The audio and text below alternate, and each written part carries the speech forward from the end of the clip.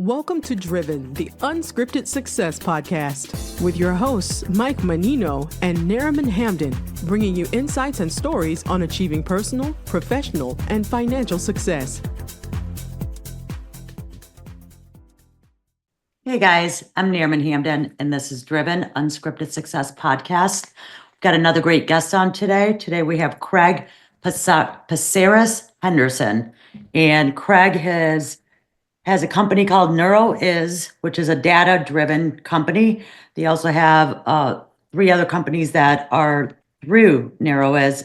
One of them is Economic Recovery Company, Blue Water Group, and ERC Cares nonprofit. Hey, Greg. Craig, how are you? Hello. I'm doing fantastic. How are you? I'm well. Where are you zooming in from today? Zooming in from the thriving metropolis of Fort Myers, Florida. Awesome. I'm a little bit below you. I'm right in Naples. Okay. Awesome. So why don't you tell us a little bit about what you do and what your company is in business? Sure. So at a high level, NeuroIs, and it's neuro.is, and we named it that, and we chose that particular domain because Neuro is anything it really needs to be because it's a data company.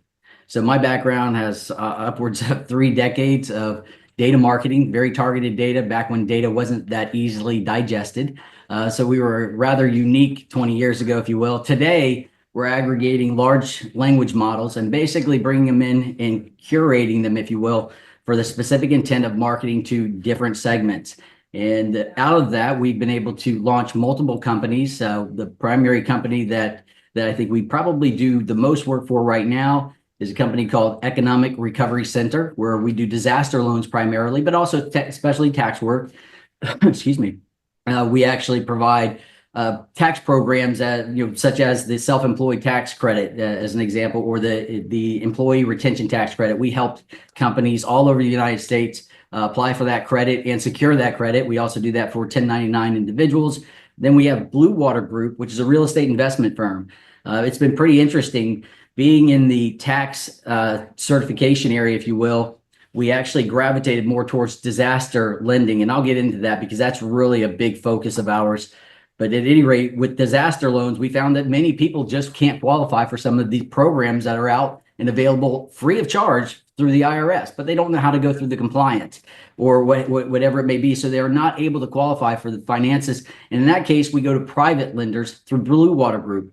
Blue Water Group has relationships with family offices, banking institutions, financial institutions all throughout the U.S. So we can help people secure loans, again, mostly in disaster situations, but we do some basic real estate investment as well. That's Blue Water Group. And then the last corporation of the three-legged stool, if you will, that the three companies that work together is ERC Cares. And that's Economic Recovery Center Cares. And it's a community activist type of an organization that's all about helping small businesses get back on their feet immediately after disaster.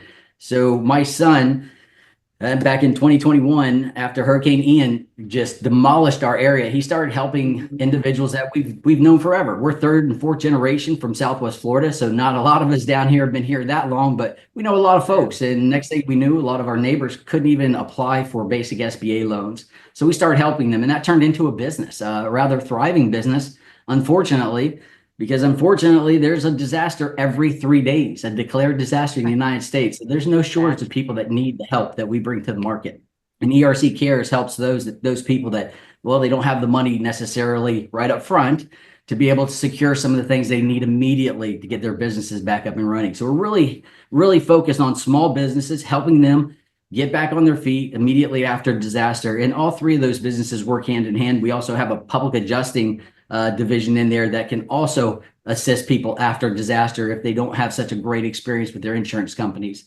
So we really are trying to help the Southwest Florida small business market thrive, and more importantly, get back on their feet so they can really thrive on a go-forward basis in a resilient manner. Yeah, absolutely. I had some friends that had a home right on the beach, not too far down from the Lani Kai.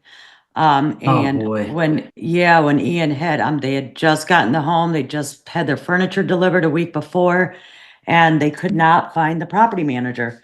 So she called me up and asked me to go up there and take a look at it. And my gosh, I mean, I literally just started crying. I mean, I know. just the aftermath of it. I mean, it was like a third world country. It was so sad. So it's nice that you're there and you've got this business where you help them and at every point of the process, with the hurricane and just natural disasters, because they ended up, I mean, their house was gone. The elevator was gone. Couldn't even get upstairs Oh, to no. check on the furniture. I mean, everything was gone. The foundation was not level anymore. And I actually went to Fort Myers, I think in January. I had a friend in town and we went up there. And it's a lot's been, redone, but it still has a long way to go, which I was surprised. I mean, I was really, really surprised that a lot of the businesses, I mean, had food trucks set up on their property because they have not Wow. rebuilt, or I'm assuming it's insurance issues as to why they're not Some of it able is, to. yes. Or so it's great that you're up there helping them out and that you've got this niche. Because I mean, Well, I you just couldn't. nailed an again, area.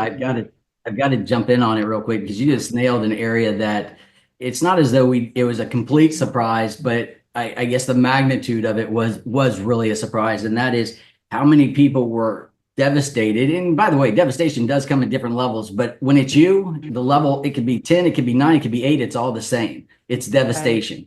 So Yeah. point being is, it was amazing how many people were absolutely devastated. And you would think that those are the folks, especially in some of the, call it the upper end area, that you would think would have better insurance carriers or better insurance coverage or things of that nature. And ultimately what we found out is because of, unfortunately, some areas that are bad apples that pushed a lot of the insurance companies out. Next thing you know, putting the home aside for a moment, they have to have somewhere to live. Like I said, we've really focused on the businesses, but my point to it is they're so focused on trying to get back in the home, they don't even have a chance to figure out how to save their business. Right. And what's really frustrating for us, and it's both gratifying and frustrating, but what's frustrating for us is how many of these people could get assistance if they only knew, or if it wasn't so freaking complicated.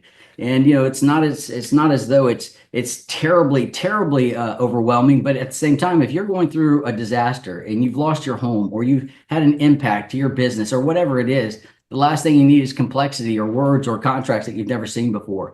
And so that's really where we step in. So it's both gratifying when we can get someone across the finish line, but here's the statistic that I hope everyone in your audience hears. And this is a scary one. This is a combination of statistics because we had to pull them from all over just to get answers.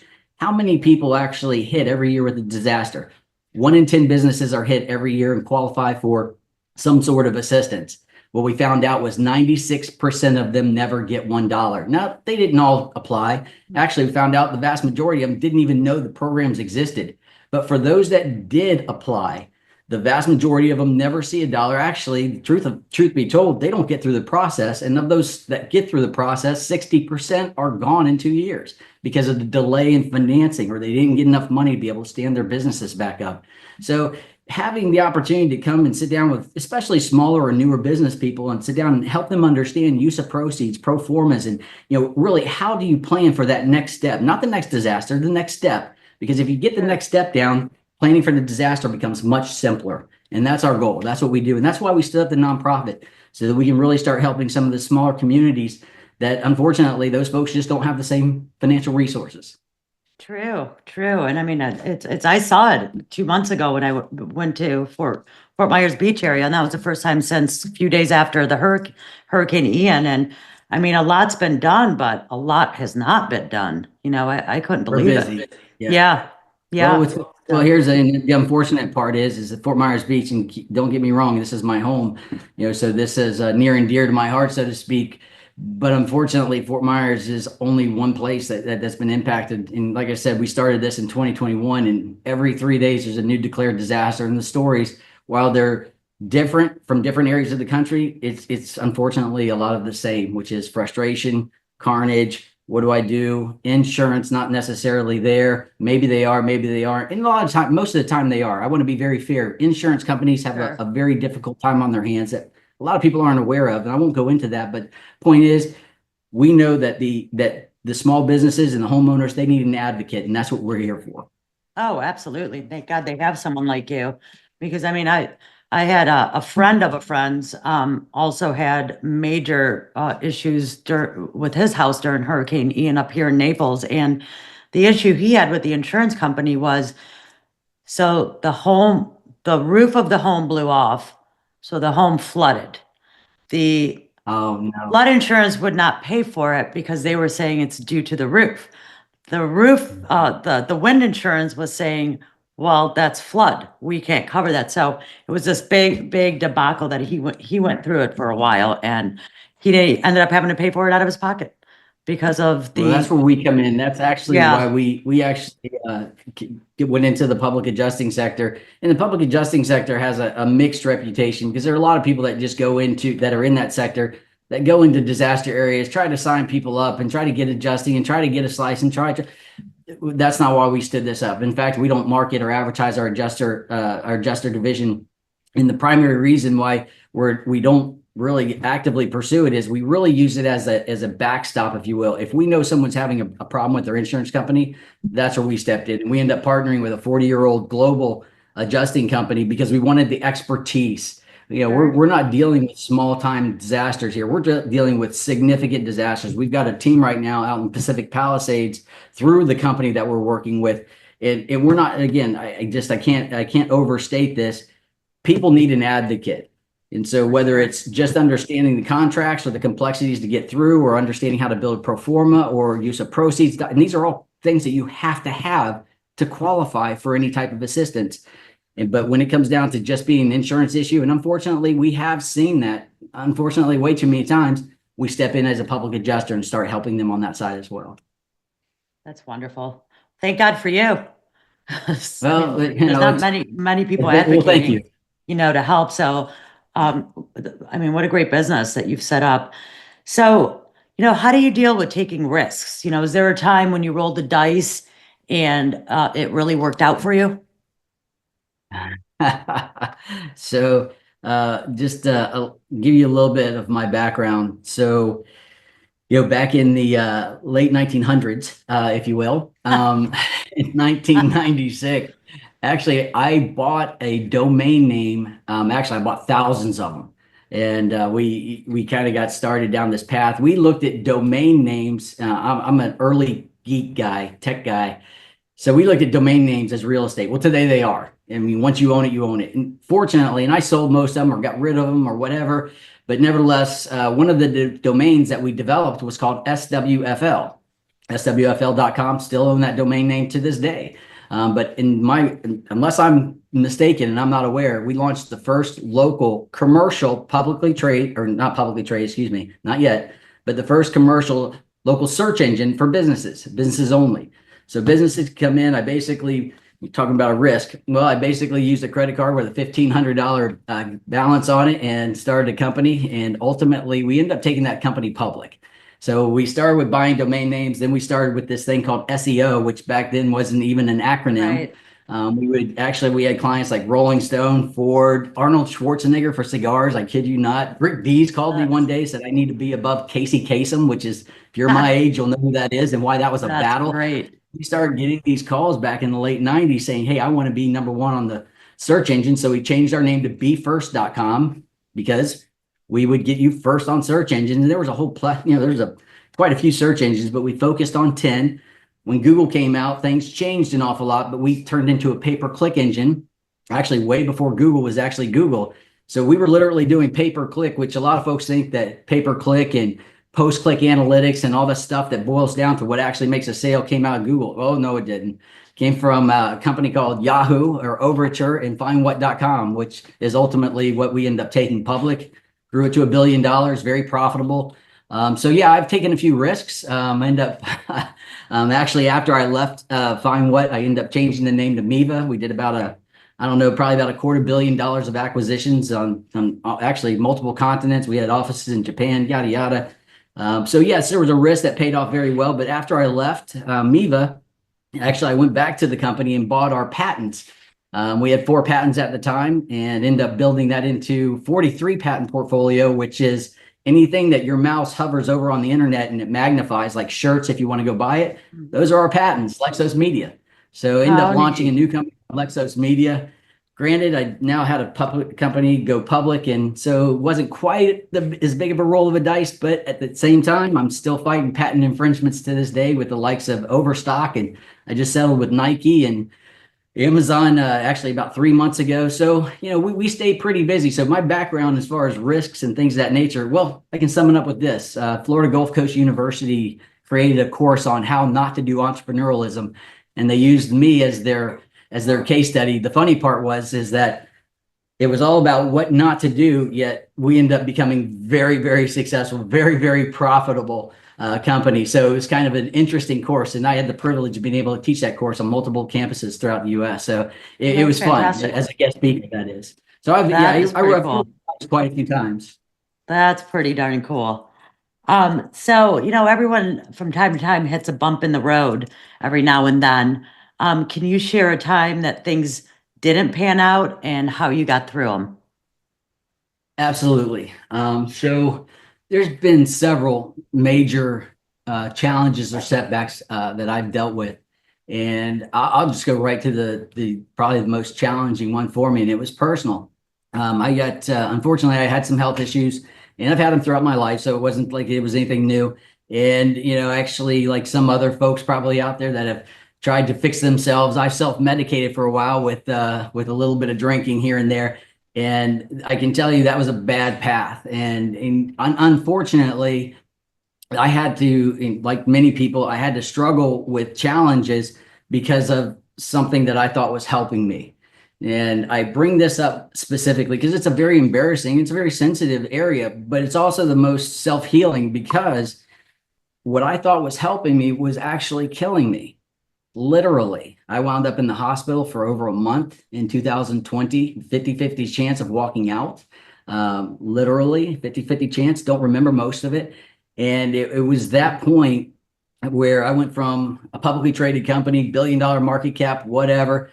Another little side note, largest Chinese drywall house in the United States. I'm the guy that got the Willy Wonka ticket. For you Southwest Floridians, you know what I'm talking about. So that was a tough one. But at any rate, my point to all that is when you think something's fixing you and you need to look, a different way, to realize that can be very difficult at times. So I guess I bring that up because what I've learned, and it took me a long time, but to be able to look at yourself in the mirror every single day and recognize really where you are, not where you think you are, or not where your title says you are, or where someone else says you are, where you are. And when you can look at yourself in the face every morning and get up and knowing that you're not trying to kid yourself, then I think you're actually getting to a good place. And it took me many years to be able to do that. So that was probably the most difficult challenge I've ever had personally. I could give you 50 other very challenging situations, but having the courage, if you will, to be able to look at oneself and really realize where you are and what you have to do to get to where you want to be, that's tough. It's a tough pill to swallow, but boy, it tastes good once you finally get it down. Oh, I bet. Well, kudos to you for getting through that and pushing through. Because I mean, in any substance, when you're using it as self-medication, it can spiral, out of control. And, exactly. some can reel it back in and take control. And there's a lot of people that can't. So well done. Well done on that. Well, thank you. I think that's a big part of why we have such an altruistic company. When we interview people, we're interviewing for corporate culture. I don't want to know your skill sets yet. I'll get to your skill sets, but if you don't have our culture and that altruistic intent, you're not part of our team, or you won't last long. So I really think it's made me a better human being, is actually what it's done. So yeah, it's nice. It's nice actually. As hard as it may have been 5 years ago, 6 years ago, to even acknowledge that there may be challenges in one's life, to be past that it's more rewarding than I can actually articulate. Sure. So staying on top of any field is tough. What's something exciting you see on the horizon in your industry, and how are you getting ready for it? Well, what's exciting is all of our companies. That's the exciting thing on the horizon, and we are leveraging the heck out of, I'm going to say we're leveraging the hell out of AI. I mean, so just let me put it out there.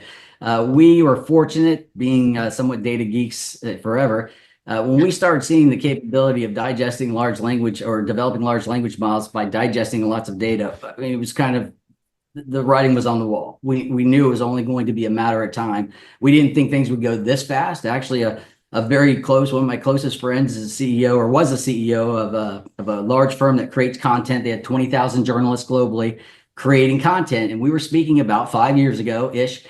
It's like, Phil, or you should probably really keep an eye on some of the things that are happening. And GPT was coming out and certain people started getting, so maybe it's a couple of years before or after, but certain people started getting the APIs. We finally got our hands on one. And from that day forward, literally after, let's say from 2021, which is when we got everything started here and got better, obviously. But from 2021 on to this day, there's not a day, it probably isn't an hour that we aren't leveraging either internally within our system or ourselves, some level of AI in our business for efficiency. And I mean, we've taken care of, at this point, I have no idea how many thousands of people across the US just in the last 3 years and how many millions of dollars we've helped them secure. I mean, it's a lot. And we've done that with a team of less than 10 people. So you kind of put that together and you go 3 years, tens of millions of dollars, thousands of people. How? Because we've been able to automate a lot of the things that unfortunately have just been too challenging for our government to do in the past. So we're doing it. That's great. Yeah, I'm loving AI. I'm getting more and more into it. And I mean, I'm at the level with Chat GPT, and it actually that gets to know how how I think, what my process is for when it's translating certain things I needed to translate. So it's fascinating, and it's only getting better and better and better, which is awesome, but it's also a little scary at the same time. It is scary. Yeah. It is, So, but it's fun to watch technology. oh, for sure. So let me ask you this, when leading a team has its challenges, so what's your leadership style? And can you give us an example of how it helped you through a tough spot? Sure. So I would say, as far as a style, it's more of a philosophy, and that's conclusion by inclusion. I don't know where I came across that, but I came across it years ago. And yeah, that's really helped me as a publicly traded executive or company executive.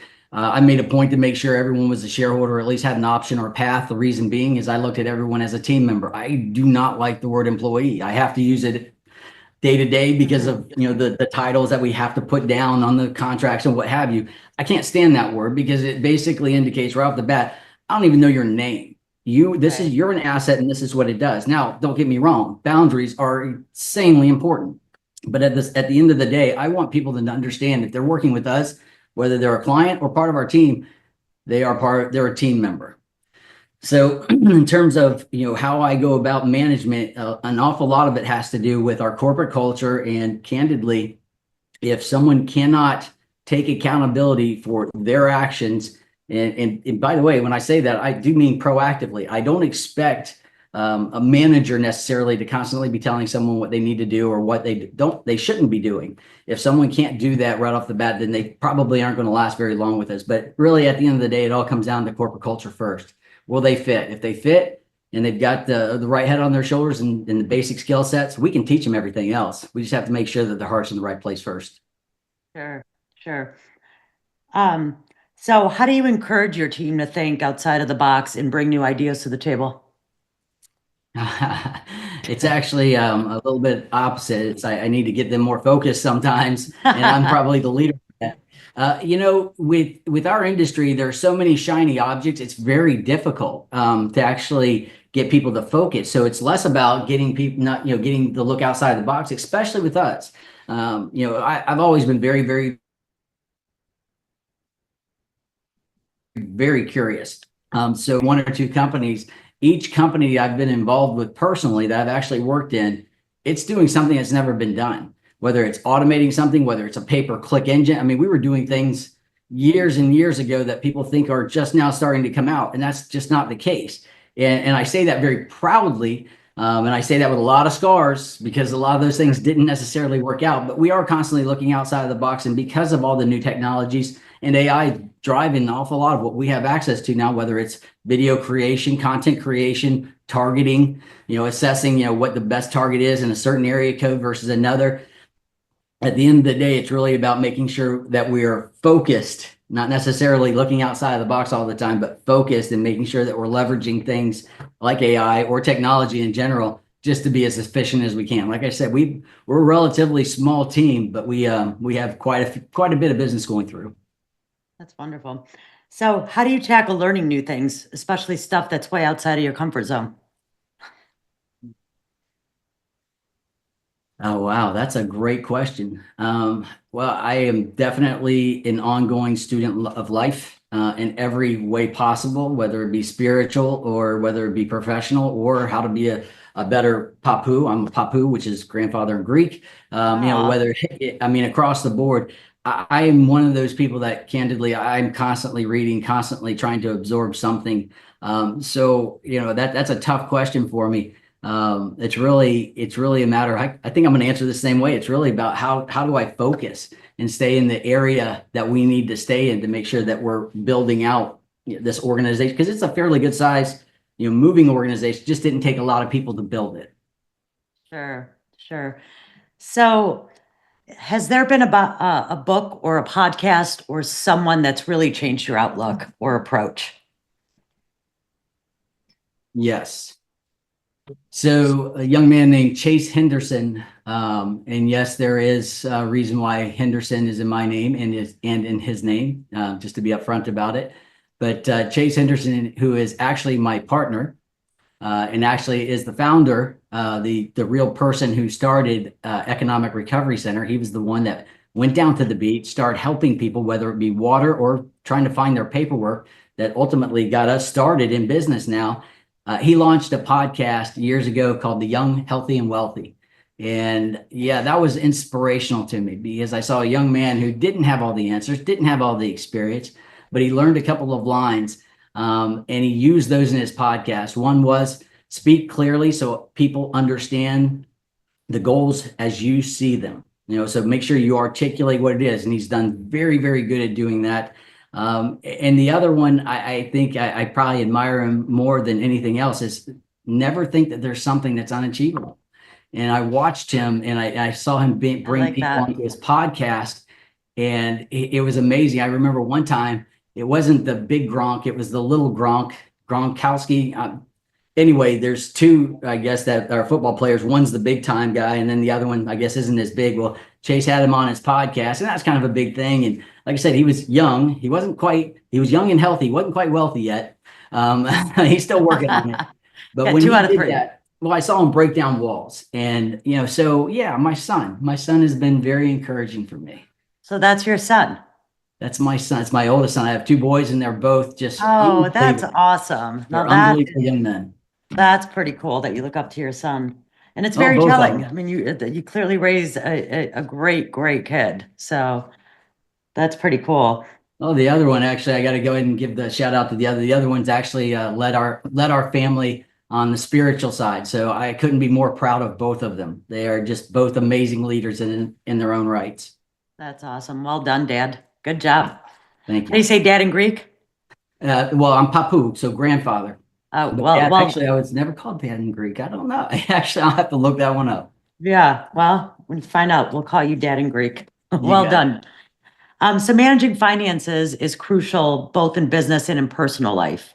Yes. How do you approach financial planning to ensure stability and growth in both areas? It's a great question. I may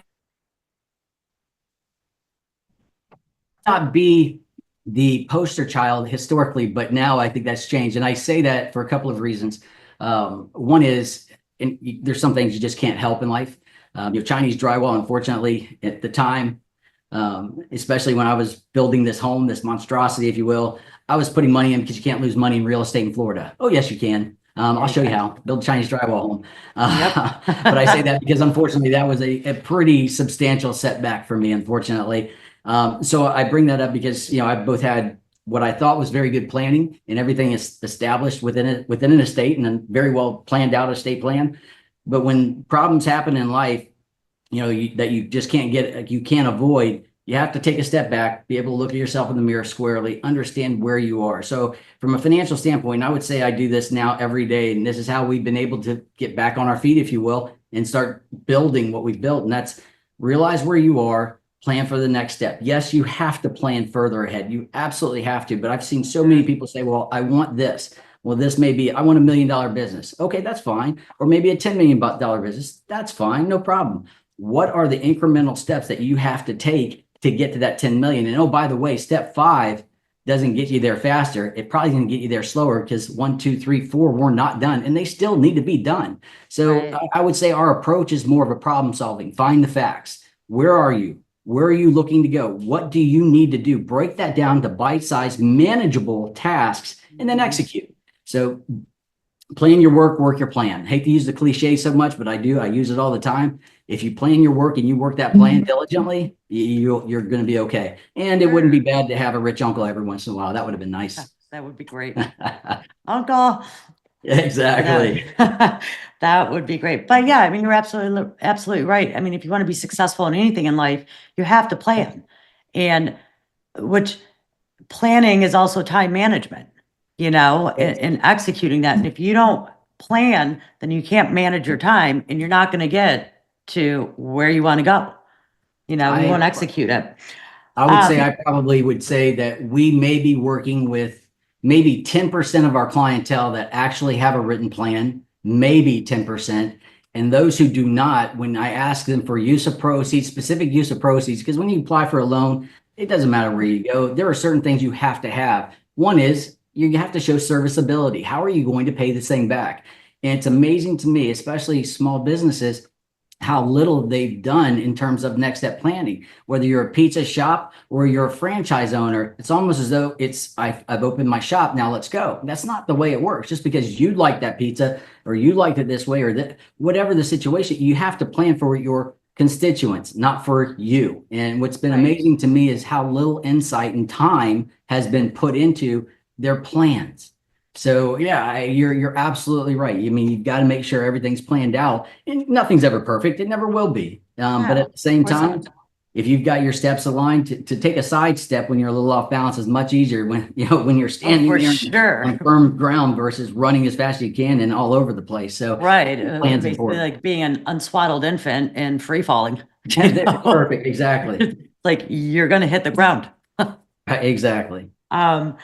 So let me ask you, so it sounds like your business is doing well and things are moving along. Do you or have you, do you look at passive income? Do you invest in passive income? What are your thoughts on that? So really, most of what we've done has been on behalf of others and in the real estate area, because we are in Southwest Florida and because we are in somewhat of a unique bubble. And from here, so knowing people definitely helps. We've had some unique opportunities. So what we're really looking for, or I should say, what we help people what their targets are, if you will, are more in the real estate area, especially real estate projects that we feel that are either backed by population migration studies that can show that we've got that area coming in, or maybe there's a new development coming down the pipe, like in mid Florida between Miami and Lee County and Collier County. There's all sorts of things going on in that LaBelle area because of the free trade. So there's all sorts of little areas that we try to encourage people, but it really does either focus on, if it's technology, it has to have intellectual property. If there are no patents, then I'm not interested in taking a look. On the real estate side, it really comes down to the numbers. Do we feel that the numbers can support the investment? But it usually isn't something tangible. Notice I didn't say crypto or market and play. I ran a publicly traded, I've actually run 2 publicly traded companies, and we've done exceedingly well in one, not so exceedingly well, and the other was sort of a rebuild, if you will. And we ended up having to divest most of the divisions and units for the shareholders. But my point to it is, at no point did a shareholder really know what was going on. At no point. And no, it's unpredictable. It is. And something that happened the week before, the month before, that just got disclosed, but you don't know how it really affects. So point is I'm not saying that there aren't very, very good professional advisors that do that. There are, and they're fantastic, and that's great. That's just not our approach. We are looking at things that have a tangible value. So if another Hurricane Ian comes through, we know that there's still an opportunity to recoup or at least help that client. Sure. So as we're wrapping up this interview, what exciting plans or initiatives do you have planned for the next 6 to 12 months? Great question. So being in the disaster finance business and being in Southwest Florida and having just seen the latest forecast for this year's hurricane season, we are gearing up to make sure we have plenty of as much as we possibly can have of just supplies. We want to make sure that we can help our area, from Tampa to, call it Marco Islands, pretty easy for us and our folks here. We do have someone on the other coast as well, but we want to be able to be there right away just to help with whatever we can, delivery, what have you. But secondly, is we want to make sure that everyone at least knows there are programs available. There are always programs. That doesn't mean they're easy. It doesn't mean you're going to get qualified. That's why we're here. If you need help qualifying, we'll help you. But there are programs available for free, and we direct people to those programs as well. Or if they need loans, we have plenty of other loans. But really, what we're doing is focused on prepping for the hurricane season. But as much as that may sound like common sense, the reality is every day we're seeing declared disasters. So really, our preparation is almost daily. It really is. So I would say if anything that's going to be new that I may not be able to foresee right now, it'd really be with technology. How can we implement and integrate more technology into this process to make it simpler and more efficient for our clients? Sure. So if anyone listening out there wanted to get a hold of you, how would they get a hold of you? And if they wanted to donate to your nonprofit to help out with the hurricane aid for people, how would they get in touch with you? So on the nonprofit, we're actually working with a fiduciary. It's a very large company that manages large nonprofits all over the place. They're called Ancora. They're fantastic. So everything is going to be going through Ancora. We're actually getting that established now. So we really don't have a way for someone to donate yet. So we're doing all the donating. But I would love to come back on and tell you, and let's say a few weeks and tell you about it. But Ancora is going to be our fiduciary. So once we have that set up, there'll be a donation area. But go to economicrecoverycenter.com. Our programs are there. Like I said, there's only 1 week left. If you own a business and you have employees and you didn't do your ERTC, especially if a financial professional told you that you didn't qualify, call us. I mean, we've had to go through all sorts of exercises because our clients range from publicly traded companies, large franchise, casinos. If you're familiar with Southwest Florida, some of the islands that are around here, like Usepa Resort, as an example. I mean, we've got clients all the way down to Joe's Pizza. I mean, we literally have a Joe's Pizza. So we can help anyone. That's a tax refund, and I do want to press on that only because so many people are in need of finances right now. And that is not a loan. That's a tax refund that the government changed the taxes just for a very brief period of time. And most CPAs and CFOs, and I had to go through what's called a formal opinion letter with CFOs because, again, we're working with publicly traded companies. But most of them because candidly, time-wise, it was so hard to understand what was happening with PPP loans, which were a fiasco. We didn't work in that area. But most of them got so stuck in some of these other loan programs at the COVID era, they didn't stop and pay attention to the ones that were just the tax refunds. And so at any rate, I encourage every business owner to at least try to get an analysis from someone, anyone, get an analysis. And if you're self-employed, a 1099 tax credit person, go to 1099taxcredit.com. I mean, literally, there's up to $32,000 for people from 2021 that's still there. And it's crazy to me because all it is a change of taxes for one period of time.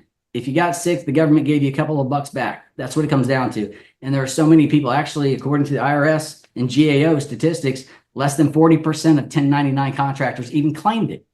Wow. I just don't, but I also found that most people aren't aware of those things. They didn't know about that would it. be my suggestion. They were not aware about it. So, well, thank you so much for coming on. And thank you. Thanks, guys, for listening. And if you need any help with any natural disaster issues with your business or personally, you know how to get a hold of Craig. Just head over to his website and get in touch with him. Thanks, guys. Thank you. Thanks for listening to Driven, the Unscripted Success podcast. Want to share your story? Apply to be a guest at drivensuccesspodcast.com/guest.